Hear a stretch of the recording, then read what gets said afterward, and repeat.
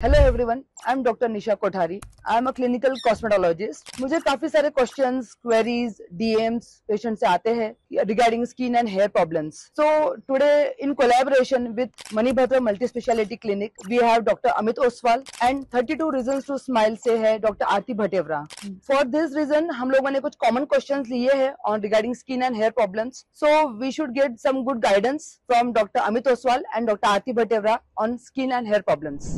Hello doctor Amit Oswal and doctor Aarti Bhatewara, how are you all? Yeah, I'm fine. काफी सारे patients होते हैं जिन्हें एक कॉमन प्रॉब्लम है फेस पे, मेलाज्मा, Yes. जिसे हम वांग कह सकते हैं या फिर काली छाया जिसे कहते हैं। It's very common nowadays. तो अभी फीमेल्स में स्पेशली ये हम लोग देखते हैं कि फीमेल्स में ये नॉर्मल इसमें तो आता ही है, may be because of hereditary और समथिंग, बट प्रेगनेंसी में ये काफी कॉमन होने लगा है आजकल। So can you just guide us on what can be done? Sure, why not. कि कैसा रहता है कि मेलेज्मा क्या है, पहले ये समझना बहुत जरूरी है, फिर उसके बाद आता है ट्रीटमेंट पार्ट। तो मेलेज्मा क्या है? The brown patches on face और it majorly comes on forehead, cheeks, chin, nose. तो मेलेज्मा क्या है? Over production of melanin pigment जब स्किन में होता है तो मेलेज्मा आता है। मेलेज्मा के रीजंस या उसके फैक्टर्स, ट्रिगरिंग फैक्टर्स बहुत है। उसमें हम ले सकते हैं, एक तो स्लीप डिप्रीवेशन, सेकंड है विटामिन B12 की deficiency, third is stress, fourth is over thinking, fifth is sun exposure and sixth is hereditary.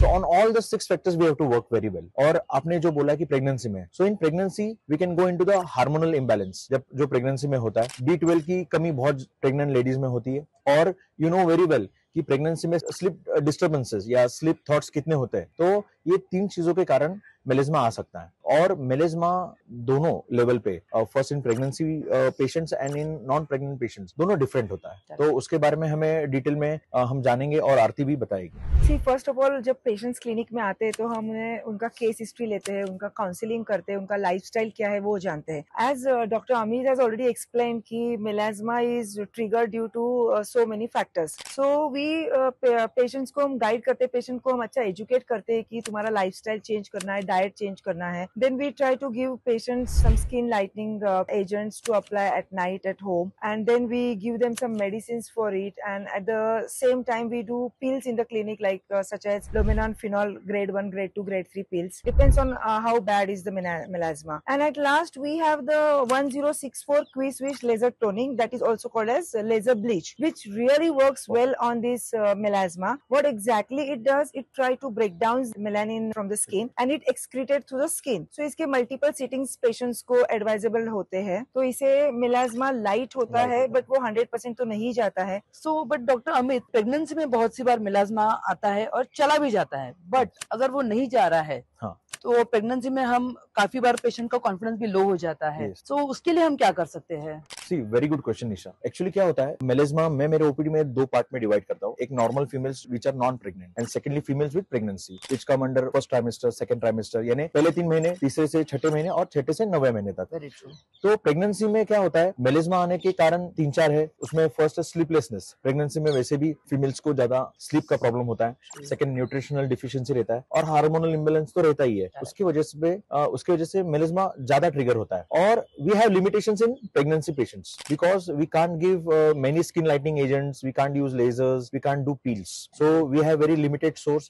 In that limited source we can use Tyrostat, Sebivite, we can use Arbutin and kojic acid like this skin lightening agents to females which make bit lightening effect on their skin. And secondly, when in pregnancy जब females multivitamins लेते हैं, B12 के tablets लेते हैं, supplements लेते हैं, तो उससे भी बहुत अच्छा मेलेज्मा फेड होना शुरू हो जाता है। पर एक हमेशा ध्यान रखना है, आफ्टर प्रेगनेंसी मेलेज्मा फेड होता ही है। अगर नहीं हुआ with in after pregnancy with in 1 year और 2 ईयर नहीं हुआ तो अपने अच्छे कंसल्टेंट डर्मेटोलॉजिस्ट और कॉस्मेटोलॉजिस्ट से कंसल्ट करके ट्रीटमेंट पार्ट आगे फॉलो करना है, वरना ये बहुत ज्यादा बढ़ता जाता है और फिर ट्रीटमेंट करना मुश्किल हो जाता है। राइट, रह जाता है, it becomes difficult. Reverse it is very difficult. और मैं यही बोलूंगा कि इसमें मेलेज्मा ये खुद पेशेंट ही फेड कर सकता है। We doctors are only there to stop, right, okay, to help them. जो भी डॉक्टर बोलेगा मैं पूरा निकाल दूंगा तो ये बिट कंट्रोवर्शियल हो जाएगा, that's a myth. But patient ही खुद अपना मेलेज्मा फेड कर सकता है पूरी तरह निकाल सकता है। True.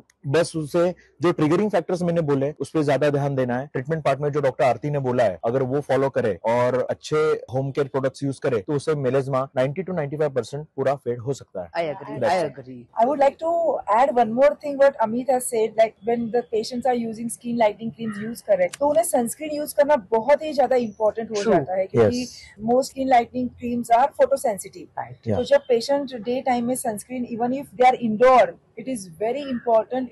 ऐसे जब हम पूजा करते हैं रोज नहाते खाते पीते तो सनस्क्रीन एक उनका Ritual. रिचुअल होना चाहिए कि रोज उनको सनस्क्रीन इंडोर है आउटडोर है लगाना ही लगाना है। Yes. उससे True. काफी हद तक Yes. उनका मिलाज्मा कंट्रोल होने के लिए हेल्प हो सकता है और स्किन भी हेल्दी रह सकती है। Yes. What do you think about it? Yes, I'll add one more thing. Yeah. She told that you should use sunscreen in melasma patient. But what I do in my clinic, firstly, if we give moisturizers which contains vitamin E, ceramides, pentavin, there is no need of sunscreen first. Secondly, skin lightening agents which contains mometasone, tretinoin, hydroquinone, these are photosensitive drugs as she told. After applying that, the face became red, sore and it may tan your face. So sunscreen is very necessary as she told. Okay. Right. So in melasma, you should have a proper combo pack, which things you have to use and which not. It is very necessary. And I think that's all about melasma, which can help any patient Right. to fade it. So basically the patient ने आना चाहिए doctor के पास, proper guidance लेना Guidance चाहिए and then they should go for it. Yes, yes, yes. Thank you so much doctor Aarti and doctor Amit. So friends, I hope हमें काफी अच्छी जानकारी मिली है मेलास्मा के ऊपर, which was very close to our the knowledge regarding melasma. So we can move to the next question